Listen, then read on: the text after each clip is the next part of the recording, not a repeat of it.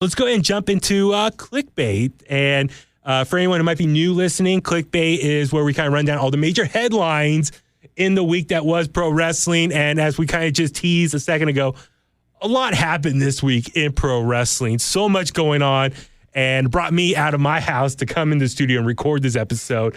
And first things first, it's been all over the place, social media, the hashtag speaking out. It's this big movement going on right now in the pro wrestling world where, Richard, if I remember correctly, you were kind of explaining kind of how this all started, like within the last 2 weeks, right, or a week and a half. It was initially like David Starr, right? It was like David Starr got called out on some stuff, some accusations, and this new hashtag. It's kind of like the pro wrestling version of the Me Too movement. Absolutely. I think that's the best way to describe it. So I got the list of names. You do? Okay. Yeah, I won't read them all. I'll read like the most notable ones. Okay. But yeah, so pretty much what happened was speaking out. So what happened, a lot of people started coming forward on social media and explaining different forms of like abuse, sexual assault. Yeah, from various people in the wrestling community. And, you know, first thing first, I know it's a very sensitive subject, and just show respect to everyone involved here. We definitely, I just want to say this. I respect and appreciate everyone who had the courage to come forward. I know it's a very scary situation if you're the victim of something like this. I'm sure a lot of people didn't know how to handle this. And so for them to come forward, finally explain what they went through, that takes a lot. So I think, if anything, the amount of support everyone's been giving these people, that's good. And hopefully this leads to a lot of positive change in the wrestling business moving forward. But so, yeah, Philip, you have the list of... I'll read the most notable ones. It's a long list. It is. And that's the thing. And there's a lot of great, pro wrestling websites out there to have like all these detailed lists. So we'll touch on it here. Yeah, I'm getting this from ringsidenews.com. Okay. So Jim Cornette, Matt Riddle, Velveteen Dream, Austin Theory, Darby Allin, Mike Quackenbush, he was the owner of Chikara. Okay. Marty Skrull, Paige's family, David Starr, Sammy Guevara, Will Ospreay, Kirk White from BTW here in the Bay Area, Jimmy Havoc, Trent Seven, Wolfgang, Justin Roberts, Travis Banks, James Ellsworth, and the most notable one is Joey Ryan. Wow. So not all of those have been confirmed, and some of them have been debunked already. But yeah, and that's the thing in this whole situation is a lot of people coming forward with these accusations, and then other people have opened up and confirmed either they've been assaulted or had some form of an experience with these people who've been outed like that. And so, I mean, for me, I'll just say this: you kind of let the process play out and see how this goes. I mean, we can speculate all we want here and dissect it all. I know a lot of these different promotions are looking into these situations. Some people have been let go already, but yeah, Richard, as you were just saying, like, I think a lot of people are trying to, I don't know, like, I just trying to figure out, what's out there and like. Yeah, because, with like Matt Riddle, I guess WWE was aware that he had, his accuser had been harassing him for years. Uh-huh. So they already had legal on it when she came out and addressed it. So Jim Cornette's decided to fight against it, go figure. But Jim's also been extremely open about his sex life on his own podcast with his wife. So it's Jim's not one to hide things, as we all know. Yeah. But I think when you look at the scope of things, the biggest question mark you have for all of them is probably the state of the NWA with the loss of Dave Lagana.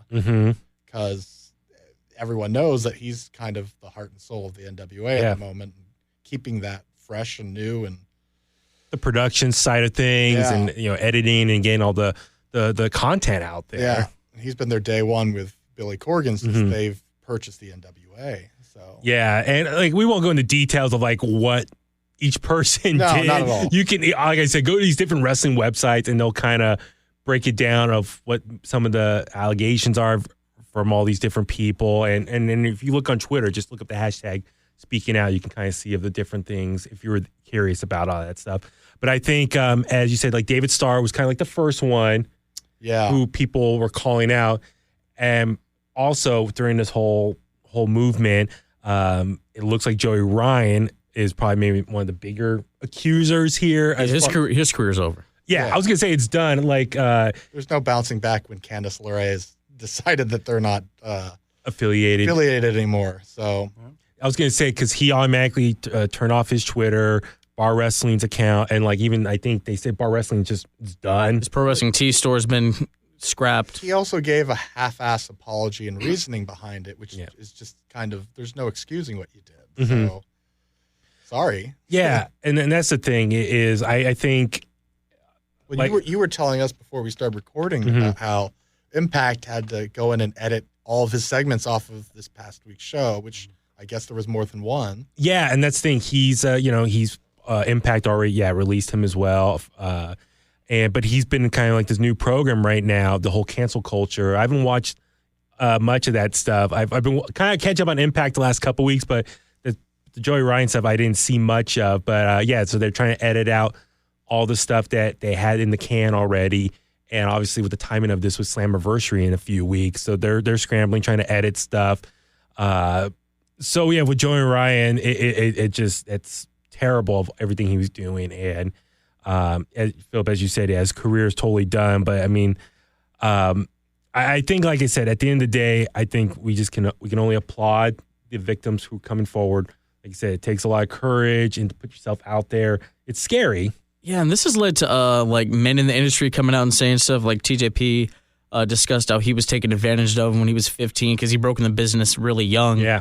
And Keith Lee, I heard about that one. He talked about how he was drugged at a bar and he doesn't know of what happened. Like that's how bad it was, and he stopped drinking because of it. And so it can happen to anybody. That's the point they were making. So I commend everyone for speaking out about this. It's terrible. And a lot of these guys you look up to, and if you've met them at shows, you think the world of them, but it's unfortunate. Just like with anything, I think on like the entertainment business or form of celebrities, you think you know someone, but at the same time, that's very surface.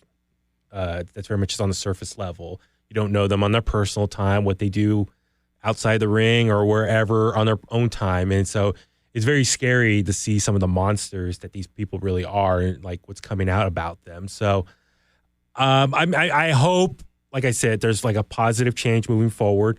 Hopefully some good can come from this as far as, people are treated better, get better trainees out there, taking care of the next crop of young talent out there, and just improve the wrestling business for the better. Hopefully all these scumbags can be completely wiped away from the wrestling business, and the new wrestling moving forward can learn from this and just become a more better, evolve.